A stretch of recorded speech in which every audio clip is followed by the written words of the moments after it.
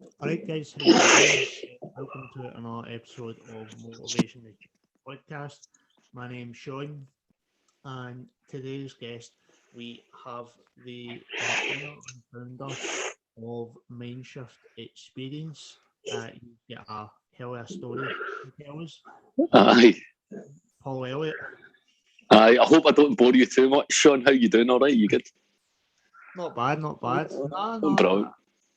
From what I know of you, I don't think it will be a boring subject. So, I'll try and put some lipstick on it a wee bit for you then, aye. and beef it a wee bit. But it's great that you're doing podcasts now. I think that it's a really good tool to get messages across to people and have sort of honest conversations. Certainly my real passion, I would say, in life is my mental well-being, and not just mine but others. And that's how I started the company Mindshift. And that then branched out into Mindshift Experiences, where we do other things, but we can go into that as we get through the wee conversation. Yeah, no, definitely. And yeah, that's how I've kind of started doing this. It might be low key, see how things go, and Yeah, but I like hearing people's stories and stuff like that. And if it inspires somebody out there, then it's a bonus. absolutely. I mean, that's the whole thing with me. I mean, the reason why I get involved with this type of work is because I suffered from really poor mental health. And to be quite honest with you, honestly didn't want to be here anymore. And just seen it as a sort of end of the road for me. That's me, I'm done. Can't take any more of this emotional pressure that I was under at the time. And just decided that I thought I would just end it. I just didn't want to move on. The turning point for me, actually, Sean, and I think it's important to mention just before we go any further, was that my sister is now, she's a master NLP, neuro-linguistic programming practitioner. I'll explain to people who are listening what that's all about. She said to me about 12 years ago outside my house, Sean, she said, do you know, Paul, that you can literally talk yourself into a hospital bed or an early grave? And I sort of paused when she said it to me, because when someone says that to you, you have no idea about how your words affect you. Because your unconscious mind's always listening, of course, as we both know. And it sort of, a bell went off my head, and I went, I think she might be onto something here. And then, of course, that's when I started going on my journey with neuro-linguistic programming, which in short, for anybody that's interested to know what it is, it's about getting the better version of yourself using the power of thought. It's all your senses that NLP works with. And certainly I do that daily for myself, and also I try to help others that are in a similar struggle as to what I was back then. Definitely. Well, what we'll do is I just want to kind of go to the start. If people don't know who you are, Yeah, just go to like early upbringing, where you were born. aye, You know. aye. I was brought up in. I was born in Glasgow, brought up in Glasgow, went to school in the East End, and to be quite honest with you, probably like quite a lot of people listening to this now, wasn't that interested in school. It was more about, girls and football. That's all I was interested in at that point in time in my life, like quite a lot of other young guys. And I remember being in a class one day, and we were going round. There was about 30 pupils in the class. Of course, I was one of them. And the teacher, he was a deputy head, I think it was. His name was Mr. Blair. He didn't like me, right? He didn't like me because he had taught my uncle previously, my Uncle Eldo, and he had that version of me that I would be a thorn in his side sort of thing. And he was going around the class asking what people wanted to do when they left school. I think I must have been in fourth year or something, Sean, at the time. Just a wee guy, skinny wee boy, and they turned around and said, "What do you want to be, Elliot?" And I said, "I want to be a soldier." And everybody laughed. The whole class laughed. And that's a true story. And I was so embarrassed. I was, that way you get the red face and all that. Yeah. As we call it in Glasgow, a beamer, right? So I took a total beamer, right? And I'm sitting there going like, oh no, what have I said? But in my own head, that's what I wanted to be. I wanted to try and make something of myself.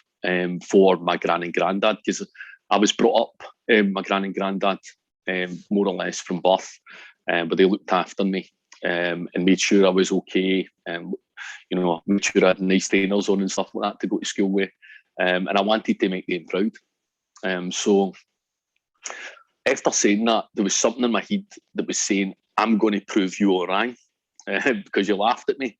So I'm going to prove you all wrong that I can actually go and do this and achieve my goal. Yeah. But now, of course, the way I think about things is that I shouldn't be proving anybody else wrong.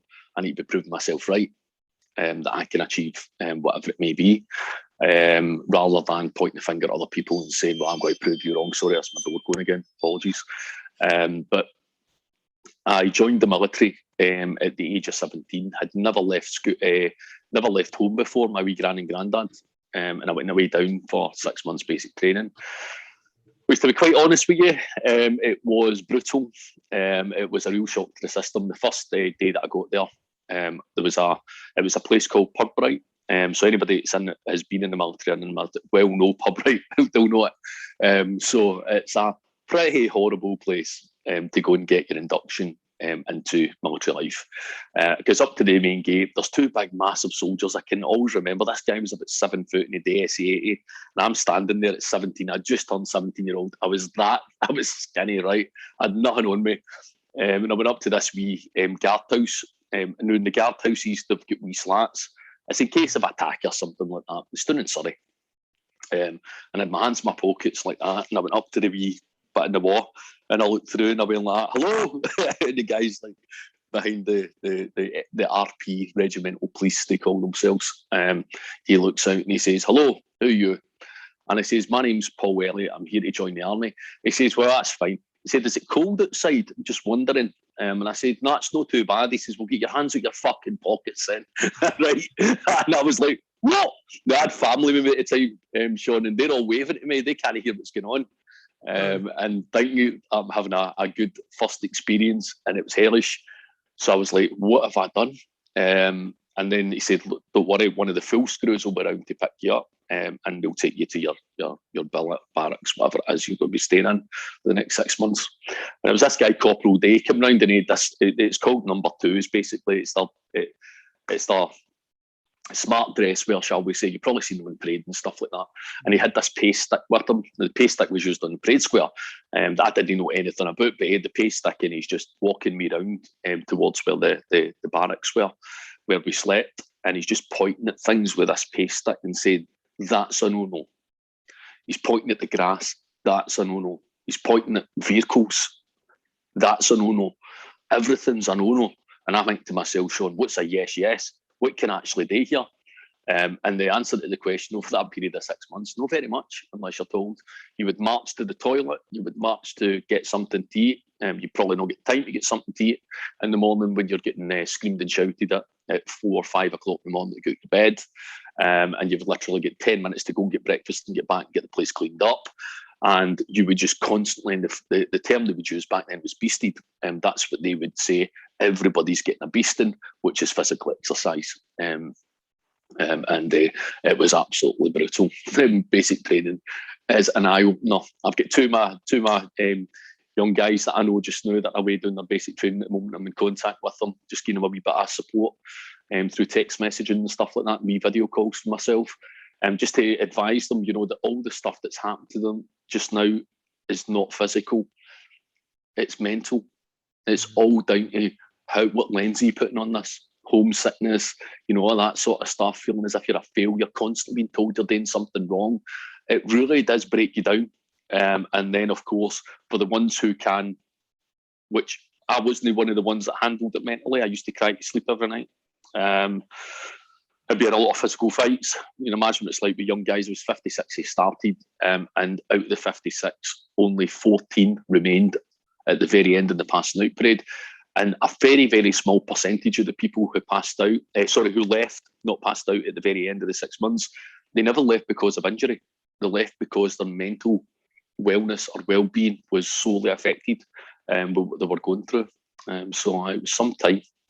It really was. Yeah, it does sound like it. And when you got doing that for the first 6 months, obviously it's something completely different. How did you take it? Was it really, really tough for you, or did you manage to get used to it?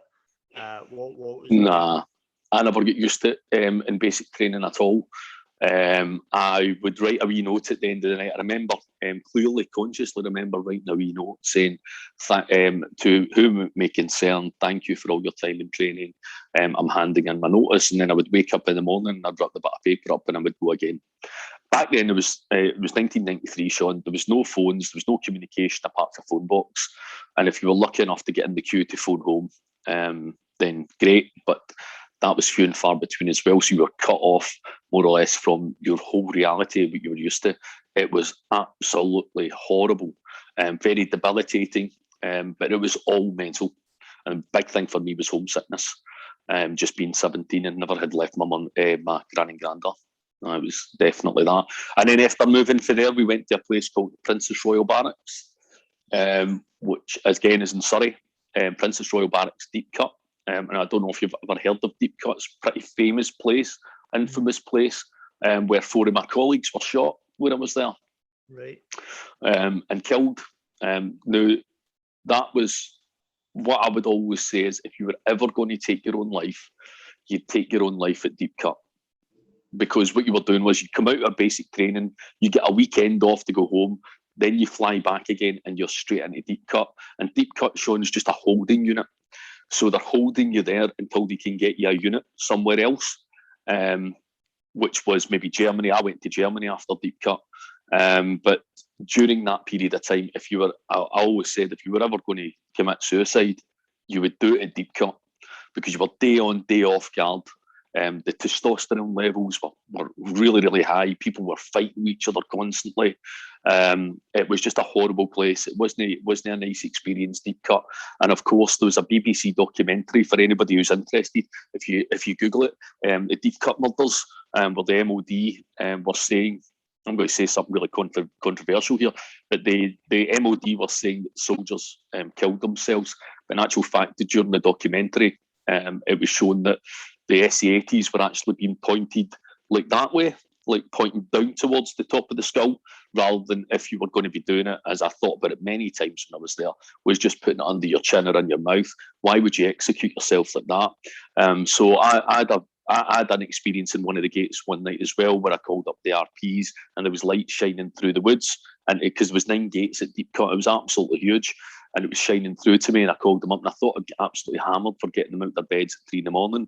And they congratulated me on, raising the alarm. I believe somebody knew something, and something was going on, and people were being executed, and 4 of my mates were killed. It was not a nice place to be. And then, of course, after that, went to Germany on my own and suffered extreme bullying. Extreme bullying. I mean, I'm 17 years old. I've joined the army to serve my fucking country, and I'm getting bullied now. They hung me outside. Sorry for swearing, by the way. I hope that's okay in the podcast. You can bleep it out. But they hung me out my window in a sleeping bag overnight. It was a guy called Ross Bailey. Done that. He was a senior private, and he was an absolute bully, Sean. Done that. Put me in my locker, threw me down the stairs. Were physically violent towards me. But I did stick up for myself, but it wasn't easy. I was in Germany in a place called Munster, and I knew no one. Yeah, that must have been really tough, especially like abroad in Germany. Yeah, 17-year-old. Yeah, aye. There's no mobiles. I can't FaceTime home. Aye, Can't do it. Back then, there was no social media. You can't WhatsApp anybody. Yeah, can't do anything. There was no phones, nothing.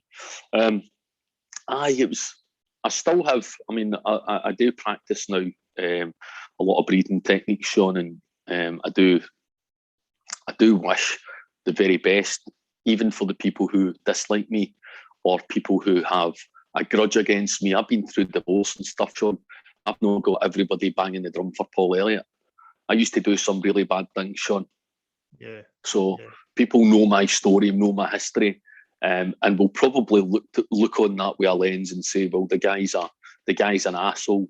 But in actual fact, understanding why when I left the military, I ended up so violent.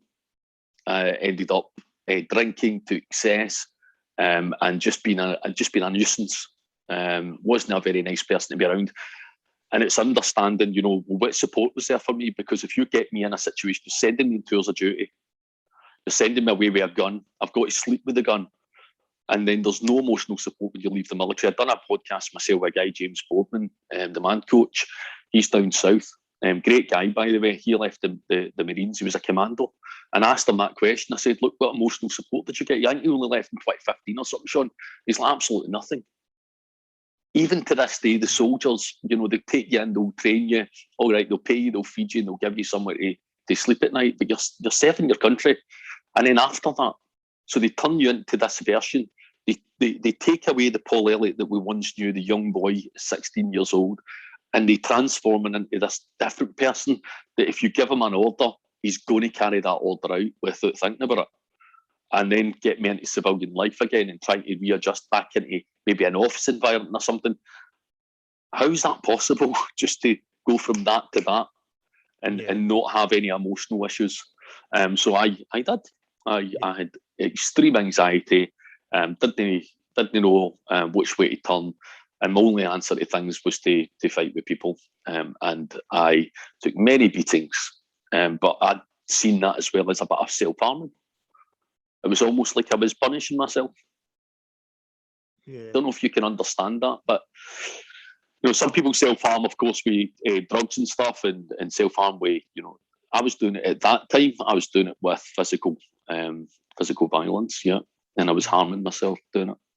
Yeah, it must have been tough as well, like especially like you've got two lives you've got in the army, which is completely different to just normal day life, and then because you hear a lot of it with people who come out and have post-traumatic stress, and they can't survive the day to day, and then they take like something, even if it's like sleeping outside and stuff, just to get that when they were in the army.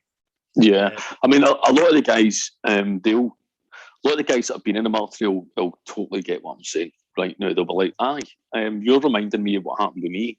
And then you're reminding me of maybe why I was having relationship issues and stuff. And I think I loved what you just said there. You said post-traumatic stress. I loved that because the big thing just now is the D at the end of it. There is no disorder with post-traumatic stress. It's something that's made up. It's only a word, in my opinion. It's not a disorder. You've had you've had a really traumatic experience and you're struggling with it. You're not a disorder. You're not a computer. It's the same with anxiety disorders and stuff. Anxiety is normal. It's a warning system within our body. And I just feel that certainly now that I know a lot of what I do regarding linguistics and language, that if you go to a doctor or whatever and they put that label on you, that you've got OCD, the disorder at the end of it, then what is that computing in your unconscious mind? Because your unconscious mind is 95% of your brain capacity. Your conscious mind's only 5%. But your unconscious mind never sleeps. So what you're talking about, what you're telling, is feeding your unconscious mind. But by the way, it's in your gut, and that's your belief system. Since the day you were born, your unconscious mind has been built on beliefs. Like we once thought, I don't know if you still do, that Santa was real. We're so suggestible when we're younger, so we believe these things from people who we trust, and then we have potentially things that go on at doctor surgeries and stuff where we're told we're disordered. And before you know, we believe that as well. So I can't get out of this situation I'm in. Can I have a tablet, please? Can I have sertraline, citalopram? And by the way, I took many of them. I was on them for years and years and years. There is no tablet on earth that will take away the things of the past that's happened to you. Nothing will do that. It might help some people, but it won't take it away. It won't make you forget what happened. You've got to go back to the source itself and actually deal with the problem head on, which can be really difficult. And I know that from experience. Yeah, no, definitely. And what quite a lot of people do, usually go to drink, because it's the thing of a drink. Drink drugs, yeah. And it's almost like people will look down on folk who have a drug issue or an alcohol issue, or they'll walk past a homeless person, they'll have a comment. That person was a baby once as well. Why do we not look at things like that? That person has experienced something. Nobody takes drugs because they want to ruin their life. Nobody does that. No. You know, it's done because I always think that the problem's never the problem. Yeah. That's never the problem. So the drugs are there, but that's not the problem. What's the problem that's causing you to go to that, to try and blank everything out? Because I've done it. Yeah. Yeah, no, absolutely, and it's tough. There's a lot of people that's going into drugs and stuff like that, and there's people I know. There's a boy I used to be really good pals with. He passed away this year, unfortunately. And he used to be like a wee skinny boy, and he went down the wrong road, and he was quite big, and he was just on drugs all the time and stuff.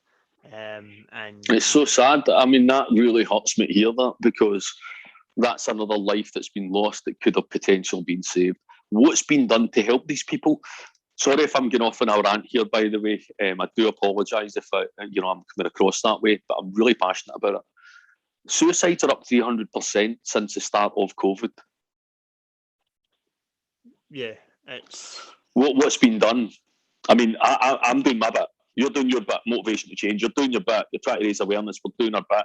What's been done by the people who govern our country to support people properly with mental health services that are there for you like that? I mean, I've been through the mental health system, and there's waiting times, and by the time you get to see someone, it could be so much worse. But even if you're speaking to a general practitioner, a doctor, you're only in there for 5 minutes, Sean. I mean, I used to sit in a doctor's surgery and cry, just cry in front of her. She must be like, what do I do with this? How can I help this guy? And she's writing out a prescription and saying, take citalopram, we'll up your dosage to 40 milligrams a day, Paul. Yeah. And I'm away again. Now, I'm not saying that all my problems are issues. Somebody else has got to fix that for me. I'm not saying that. I've got to fix my problems. I've not got to be a victim anymore and say the only person going to change me or change Sean or change anyone who's in a struggle right now is yourself. I mean, I'm not saying that, but to have someone to hold your hand through the process and guide you is what we need. And right now, it's not happening, and it's not good enough. And you just told me about your friend. Yeah. Yeah, and if it's drugs or if it's just mental health or if they went through problems like stuff like that, it is quite hard. And I think the mental health service, I think it's like putting the lottery on. It's like might get a good service, but sometimes you might. Well, I've got a story for you, and this is the gospel truth. I was addicted to tramadol. I was taking, I think, between 28 and 30 tramadol tablets a day. I think were 50 milligram ones. So I knew my stuff back then, and I was taking them, and it wasn't to kill pain, by the way. Okay, so you get to that level, that's serious stuff. I was all over the place. I'd recently tried to hang myself in Greece, which was a failed attempt. I nearly broke my neck. I was there with my family. So I was in a terrible place, the worst I'd ever been. I get referred to my GP to go and see a counsellor to have a talk. I goes into the counsellor after waiting 2 hours, by the way, to get in. So I'm sitting here waiting 2 hours to get in and see a counsellor to tell her that I'm suicidal. Right, so sit down in the chair, managed to get in.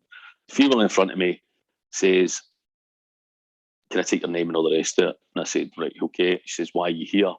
I said, I'm suicidal. And she said, no, but why are you here? That's not the right postcode for this particular health centre. You should be going to the health centre 5 miles down the road. I am serious. She said that to me. After me telling her I was suicidal. That's the truth. That's the truth. And you know what? That was probably the biggest kick up the arse I needed to say, these people are not going to help me. I need to help me.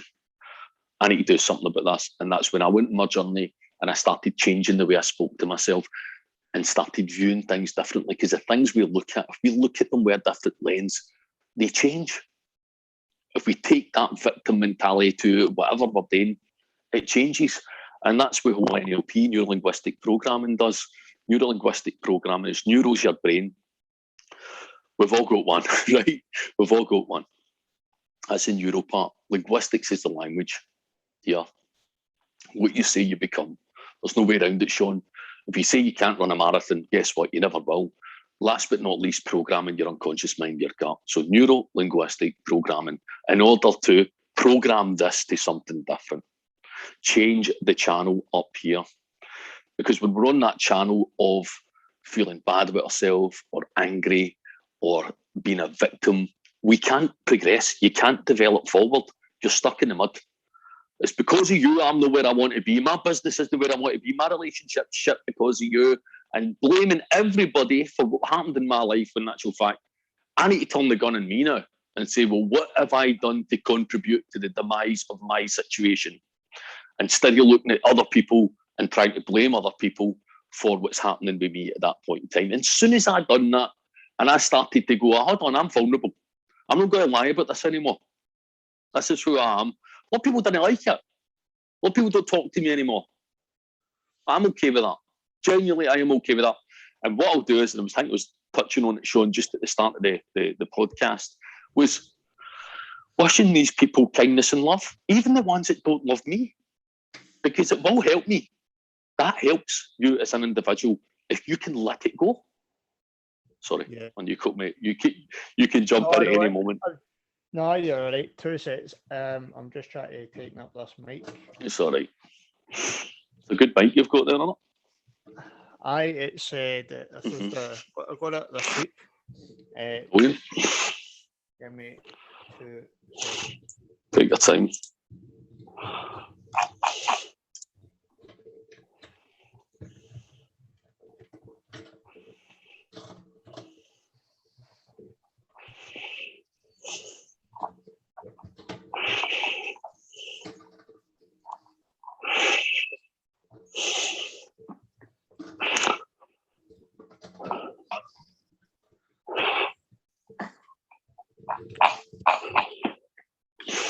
It's all right. No worries, man. Aye, guys, sorry about that. Had a bit of mic All right. issue. That's all right. Technical problems happen. That's what happens when you're doing these live conversations. I know you don't know what's going to happen. Exactly, mate. Exactly. Right. So, before we kind of dive in a bit more, I just want to, just so we've got a bit of time frame. So, back when like you were really depressed with doctors and stuff like that, were you still in the army? No, that was way after. Years after leaving the military, yeah. Years after it. Or what was the main reason you left the army? Probably homesickness of Glasgow. And I was in a relationship at the time as well, so I thought it was the best idea to leave. I probably sometimes look back on it, Sean, and go, maybe I should have stayed. I was promoted and stuff. I was a Lance Corporal. I ended up a Lance Corporal when I was there. And I had a good life in the army and stuff, but I was getting to me a wee bit because there was some people within our particular squadron. It was radio troops. I was a radio operator. I used to be seconded to the infantry. So there used to be the big radio in the back and stuff like that, and provide communications for people. And I just kept being used all the time. Whereas other people were going down with injuries, sore knees, sore backs. And I thought, fuck this, man. I'm like, I'm not going away for another. And you get, I think it's R&R they call it, rest and recuperation. I think you get 7 days out of 6 months where you can go home. You're going to Northern Ireland and you're running about the streets of Belfast with a helmet banging off your head and people throwing rocks at you. And there's people back in radio troop with their feet up. I was like, nah, I'm not doing this. I'm just constantly in that cycle. I ended to get myself out here. And of course, then that's really when I think I started to probably do the wrong things and just not understanding why I was behaving in certain ways. Now looking back in it, I mean, I'm 45 years of age now. I can look back in it and go, well, I understand why I was doing that, but maybe people who don't know the reasons behind the behaviour understand why I was so horrible. Yeah. And so you've left the army, and then things really spiral out of control. What was the turning point? Because I know at this point you were quite, you were also taking a lot of tablets, and I Yeah, believe you were also taking a lot of alcohol as yeah, well. yeah, yeah.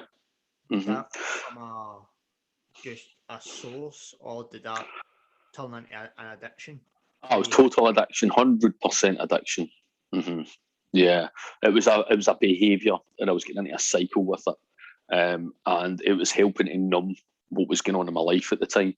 But as I said earlier, the turning point for me probably was when my sister had said to me, "Do you know you can literally talk yourself into a hospital bed?"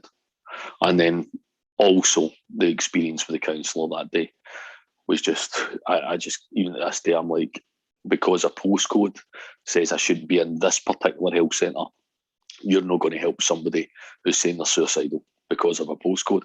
So my sister at the time was an NLP practitioner, neuro-linguistic programming practitioner, and I thought, I'm going to start getting into what she's on about, because she seems to be really mindful. My sister Marianne, I think you know through her group, who's a wonderful person I really look up to, and started studying neuro-linguistic programming, and get qualified. I get qualified in it, and I then had a wee idea. I was like, well, if I'm doing NLP and I'm a fitness trainer, because I was really obsessed with fitness, and I was a fitness trainer as well, then why don't I combine that and call it something like Mindshift Group Fitness? So you're using the mind, fitness, and it's a group, because the group was, training in the park and stuff, which was really successful.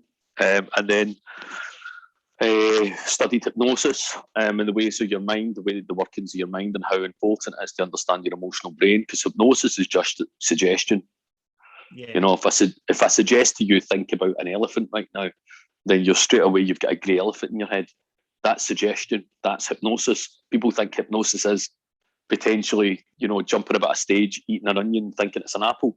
That's stage hypnosis. It's fun, but it's different. Quite similar to what you do with your magic. It's entertaining.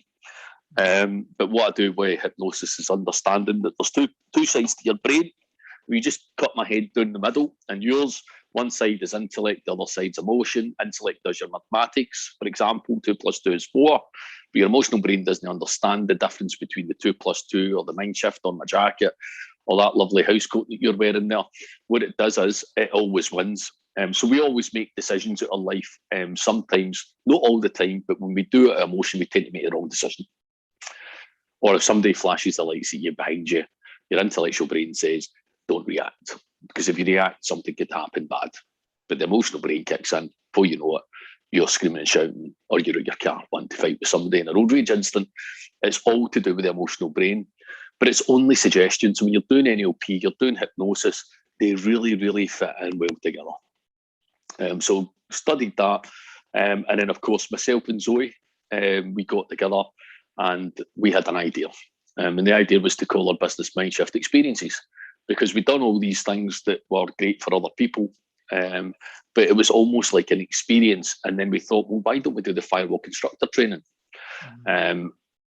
And of course, then became qualified in the ways of getting over your fears, which is false evidence appearing real, and walking over 1,000-degree hot coals barefoot. So we're new instructors in that. Glass walking, which of course you've done, and you were fantastic on the day. Thank you very much for coming and doing the magic. It was brilliant. The video was amazing. Anybody wants to see it, just connect with Sean, he'll show you. But it's about, for me, making it affordable for people, but at the same time being able to feed myself and put the lights on in the house and pay the bills, but making it affordable. For someone to come and see me one-to-one for NLP or hypnosis, they can do that. But you can also join a big group, and we'll all walk over fire, and the empowerment seminar, all that stuff. You've heard that. You know what it's like. I mean, it is very empowering. Hearing people's stories are really, really great. We love stories as human beings, and we love to hear people's stories. But what I love to hear is people's stories where, they have been in a situation where they felt lost, and how did they get back out of it? What did you do? Don't just moan at me and tell me your life's shit, because everyone's got a tough life. No one's got everything in a wee box tied with a ribbon, and that's your life done. Happy, there you go. It's not like that. There's challenges constantly. There's kids involved. Yourself getting away out to school, that type of thing. Keeping your lights on in the house. Everybody's got challenges, relationship challenges. It's about maintaining the disciplines that we do with exercise into relationships, into yourself, all that sort of stuff, you must come first. And I think that's a real good message to give people that are listening to us. Yeah, definitely. And we'll touch on the Mindshift experience and everything that's happening at the moment. I've got two questions. Yeah. Just to clarify. So, with the NLP, Yeah. with NLP, was that the main thing that changed your mindset? 100% saved my life. 100% saved my life. And yes. The second question is, you did mention about what you had an addiction and stuff. Did you get help with that, or was it self-help, or did you go to like AA or anything like that? I went to AA once, my friend John Hamilton, and he really took me by the hand because he knew I was in a real bad place, man. And I went in there, and it wasn't for me. I'm not saying it's not for everyone, or it is for everyone. It's up to you as a person and how you think you can deal with these types of things. But I just kept hearing the negative, the pain, the losing houses, the relationships breakups, the kids not speaking to people. And it was just going around the table like that. So if you've ever been in one of the meetings, it's great for some people, just didn't work for me, because I want to steer away as much as I can from hearing about pain. I know pain exists, but I do my best to shield myself from it now. Same way the BBC, same way news.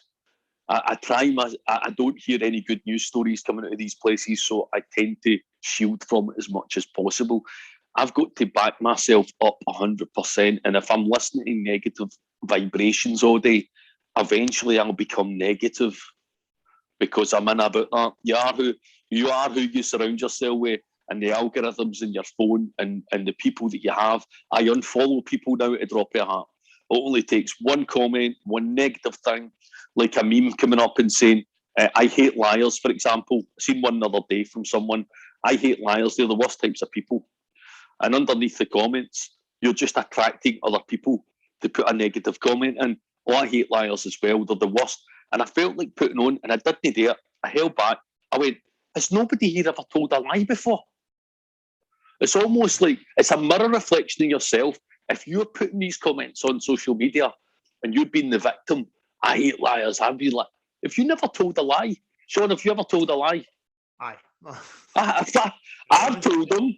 I've told them. Right? Small I have. Aye. Right, it's human behaviour.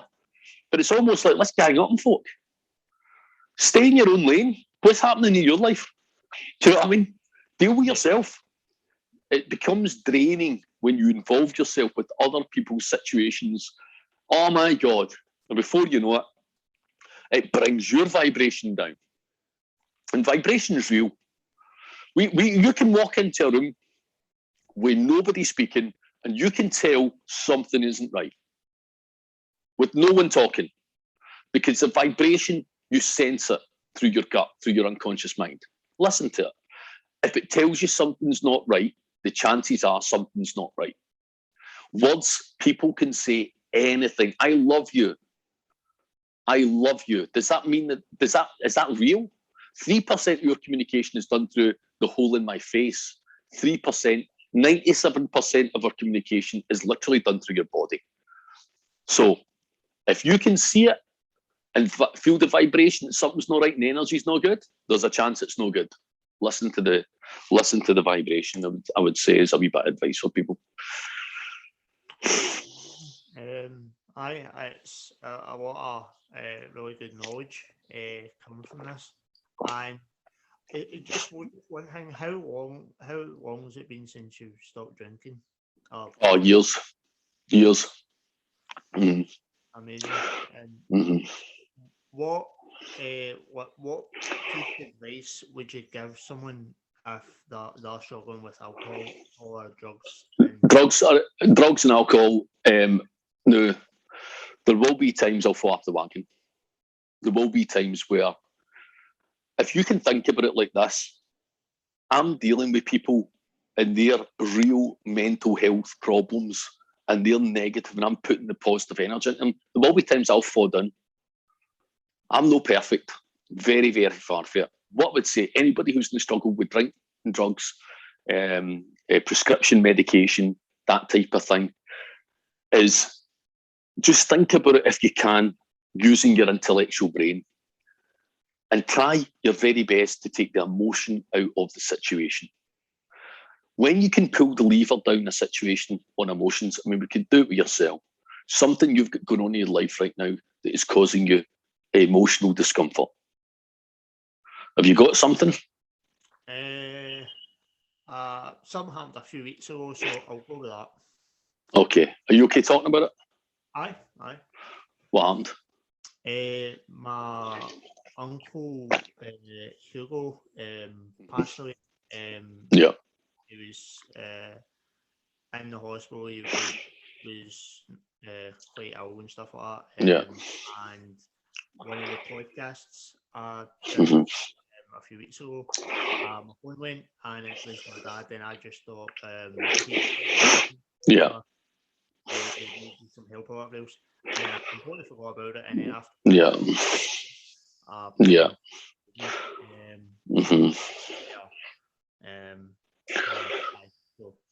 so a real difficult situation, and also grief is one of the most difficult emotions. Uncle Hugo has died and has left a real void, and not just your life but his family's life. It's a real difficult situation. However, what we do is when something like this happens, we press pause in our life. It's up to you how long you keep your finger on the pause button, Sean.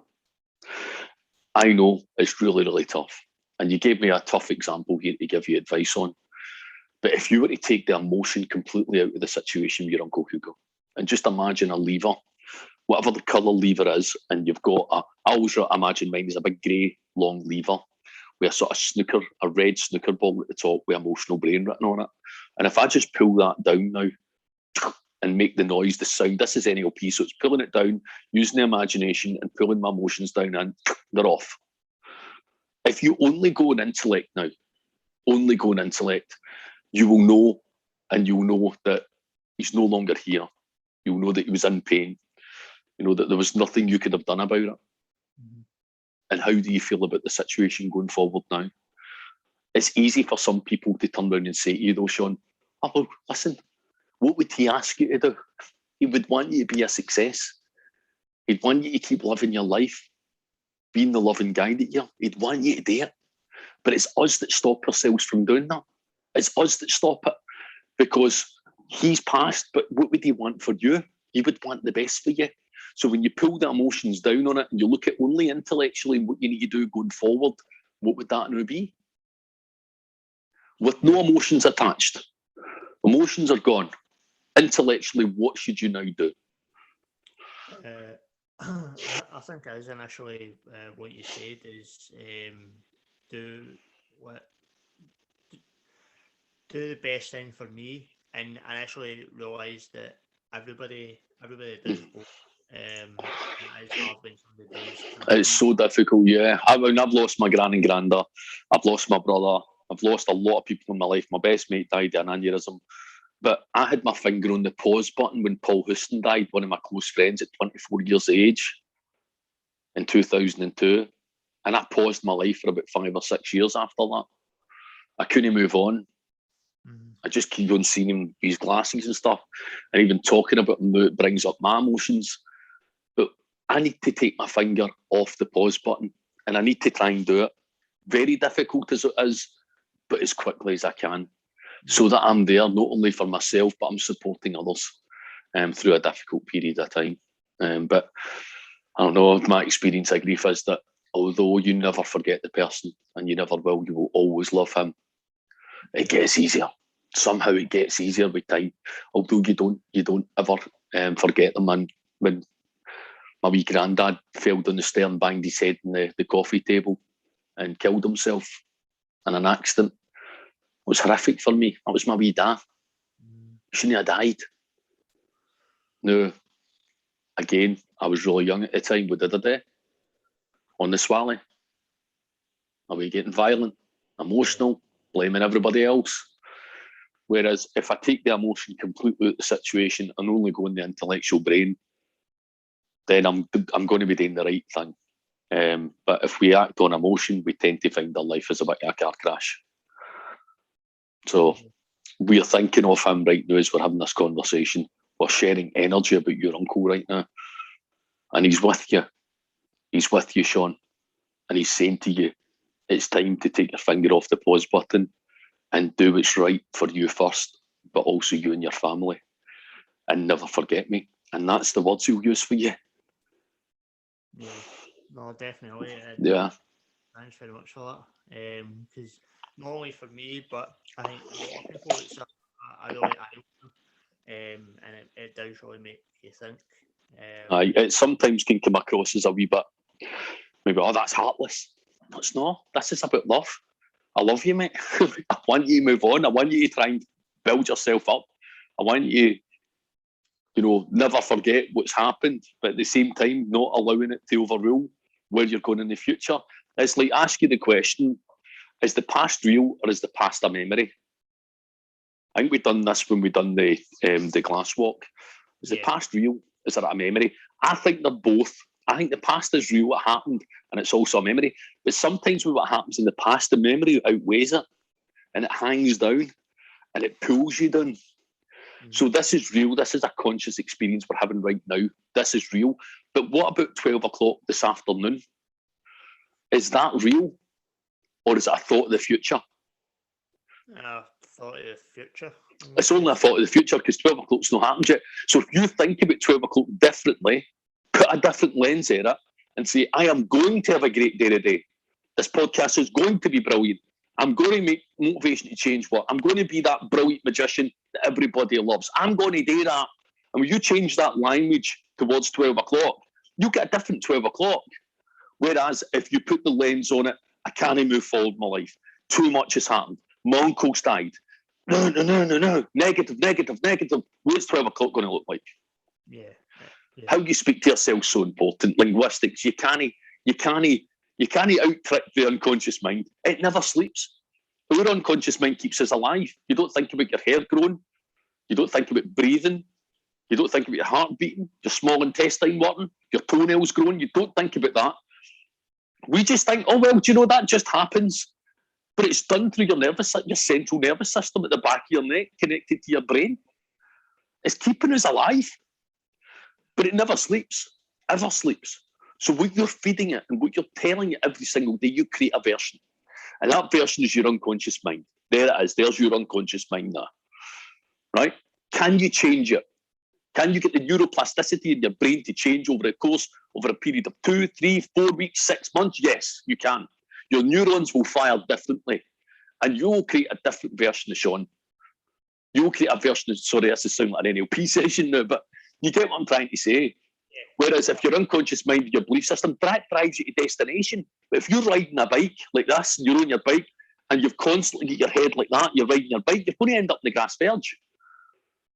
If you're constantly looking at the grass verge, you will drive to it, you will be down in it. However, if you're on the bike and you're focused on a goal and make motivation to changing your podcast a success, then you'll drive towards that instead of the grass verge every time, the pain, the negative emotions. Amazing. It's you're 100% correct. And you can just by the way you're talking, how passionate you are with NLP, become a better person. And we'll kind of go into right now. So I came across myself in March. Tough time with my health and stuff like that. And I've seen Mindshift Experience, and just in an overview of how that is right now, because you do quite a lot of things with NLP. You've also got a WhatsApp group. Yeah. Anybody listening to us, Sean, by the way, they're welcome to join the WhatsApp group. Just pass the number over to Sean or myself through Mindshift Experiences. It's a zero negativity zone. It's people who are prepared to happy clap you to success and give you a wee bit of steering advice and some NLP. I've got GPs on there, I've got hypnotists on there. I've got some real good people, motivational speakers on there. Some real good people that you can surround yourself with, and who you surround yourself with, so you become. So if you're kind of asking just now, what does Mindshift look like at the moment, and what we're up to? Mindshift's growing. Our last seminar we had, I think it was 86 people for the glass walk, the Empower Yourself event in 2021. Our next event is going to be the 24th of October, and that's the Normandy Hotel in Renfrew. That's going to be the firewalk for people to walk over the hot coals. So I'm still working with a lot of football clubs as well, doing the sort of sports psychology bit and understanding the importance not just of physical health, but their mental health. And I gave a wee story the other week there to the boys, because these boys are, this particular team, are 13-year-olds. And when you're 13, you love stories, don't you? So I asked them to imagine that they were on planet Earth, that's spinning thousands of miles an hour, like that, spin, spin, spin. I want you to imagine you're wearing a spacesuit, right? And they're all sitting there imagining. I said, what does your spacesuit look like? And they're like, oh, it's white and all the rest of it, and it's a big, all puffy. I said, well, take that off, because you're already wearing one. It's called your skin, right? This is your spacesuit here on Earth. This keeps you safe from the elements. So let's all go in a rocket ship now, boys. Are we ready to go in the rocket ship? Right, okay, join me. We're in the rocket ship. We go the way to space. Before we go out the spacecraft into space, would you wear a spacesuit? And they'll say, yes. And I'll ask them the question, well, what does your spacesuit look like? And just get their imagination going. I said, well, before you put your spacesuit on, would you check it to make sure it's clean? Would you check to make sure there's no rips, tears in it? It's serviceable. Your helmet will fit correctly so that nothing will get in the spacesuit to kill you. They're like, well, of course I would. Well, here's the question, boys. If we're going to do that in space, then why don't we look after a spacesuit here on Earth? You make sure it's clean. You make sure it's serviceable. Because I genuinely believe, and a lot of people, find some of my examples quite funny because they're a bit out there. But I genuinely believe that our consciousness and our nervous system is who we are. This body that we have only performs tasks. It gets food. I can eat. It gets me to walk from A to B. It lets me drive a car. But who I am is my consciousness and my nervous system, because my nervous system is the thing that's operating it and make my hands go like this. My nervous system's let me talk. I'm training my nervous system to behave better, to love myself. And it's amazing when you start thinking like that, you can almost detach yourself from some of the stuff and some of the parasitic thoughts that we have in our mind that talk us down. I was talking to somebody the other day and I said to them this. I said, you're talking down to yourself all the time. And it's small things, but these things all build up. I said, just imagine now that every grain of sand on Earth, if I've got the grains of sand like that, every grain of sand on Earth equates to a planet or a star in our solar system. Every grain of sand. That'll make your brain hurt. Right. So if that is literally every single planet in the stars and the stars and the moons and all the rest of it in our solar system for every grain of sand, have a wee think about that parasitic thought that you had in your mind and how important that is in the grand scheme of things. It's not even a drop in the Atlantic Ocean during a hurricane. It's not even noticed in the realms of the universe. It's not even noticed. So why are we thinking about these things so much? If you want to think about something, have a think about the grains of sand. Let your brain hurt that way. Because a lot of the times when we talk ourselves down, we tell ourselves negative things, it's insignificant, but it means something to you at the time. But if you don't change the way you talk about it, you're always going to drive yourself to feeling like that. Yeah, no, definitely. And it's such a opening experience just thinking about all these different things, because it does make you think about yourself and your life and yeah, what you think as well. So, that's it. And we come from Earth and we go back to the Earth. Everything in between is this thing we call life. It's how you manage it. How do you manage death when someone dies? How do you manage it? How do you manage the feelings of grief? How are you managing relationships? Are you disciplined in your relationship? When did you last tell your partner you loved them? You need to be as disciplined in your relationships as you do in your business, as you do with your exercise regime. And if you can master that, you can get a different version. But it's done through continual discipline. People go on motivation.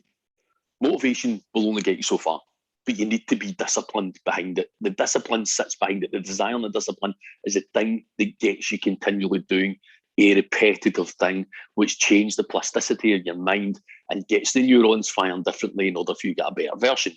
It can happen. You can heal. You can't take away what happened in the past. The hanging out my window when I was in Munster, the person that killed himself, or one of my friends killed another friend by accident when we were in Belfast and shot him in the face. I can't take that away. It's always going to be there. It's always going to be there. But I can deal with it differently. Yeah. Because we come from the earth and we go back to the earth, and everything in between it is life. And the same with whether we succeed or whether we fail, everything in between that's excuses. It's all excuses. You got to succeed or not. It's almost like the excuses of phoning your boss. I'm not coming in today. Human behaviour is that the boss isn't interested in your excuse. They just want to know you're coming in or you're not. That's it. Mm-hmm. Everything in between is that an excuse. So what you got to do today? Well, I can't because I've not got enough time. Excuse. I'm sorry if this sounds harsh, but this is my experience of these types of things. You've got to stop making excuses, and you've got to say that I'm going after motivation to change. I'm going to go after being the best hypnotist in the whole of the UK. We'll go after it because you've got ability. I've seen you. I've seen you in action. I've seen you working, getting a reaction from a crowd, making them laugh, making people smile. That's where your real passion and goal is. Yeah, well, definitely. And it's been such a knowledgeable interview, and not only just kind of talking about what yourself and a bit of information. Yeah. To see the actual person you are now. Aye. Cheers, mate.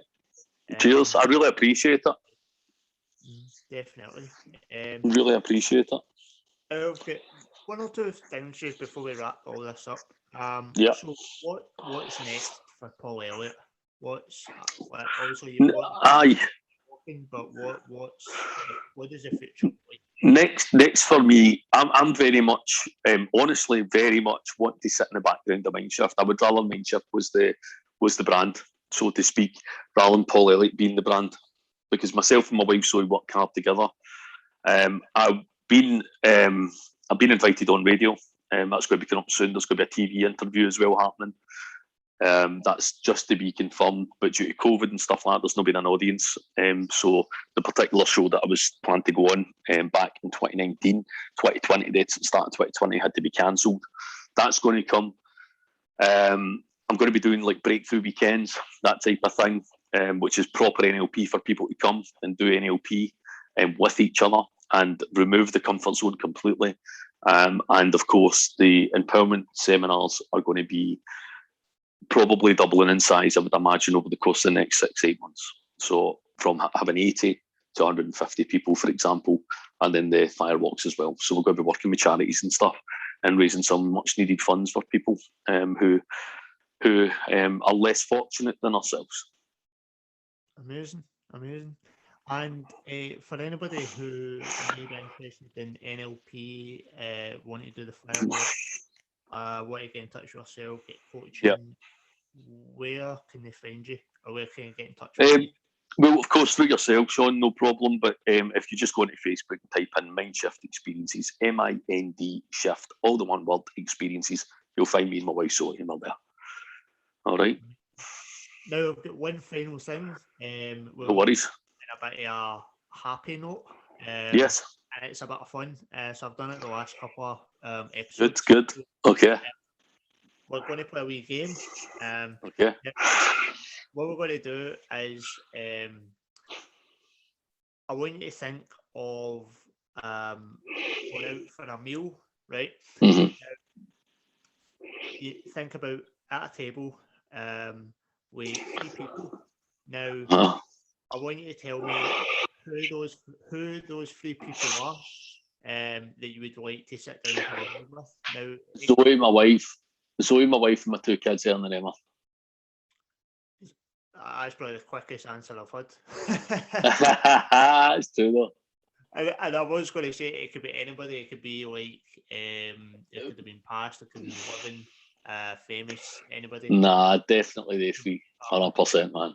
100%. Every time. I love my wife, my kids, man. They're come first, 100%. Amazing. You're And not nobody fancy coming to my dining table, man. Let's keep this. and the last two questions on that is what Yeah. would be the dinner and where would it be? It'd probably be Luna Rossa and Renfrew because I love it. And I would definitely be having lasagna and chips because I know it's pretty naughty, but I do enjoy it enough. Amazing. Sounds ideal. Sounds ideal. Really nice. Definitely. Well, Paul, thank you very much for giving up your time. To No speak. problem. It's been such a Love you lots, my friend. Wish you nothing but positive energy for the whole of your day and your life. Let's keep working together and keeping people smiling. Much love to everyone. Definitely. Cheers. But thank you very much. More than welcome. Thank you very much. Take care, sir. Bye bye. So, guys, I hope you all enjoyed that. I hope you got a really good bit of knowledge on that. My name has been Sean, and join us again for another episode next week. Take care, guys. Bye.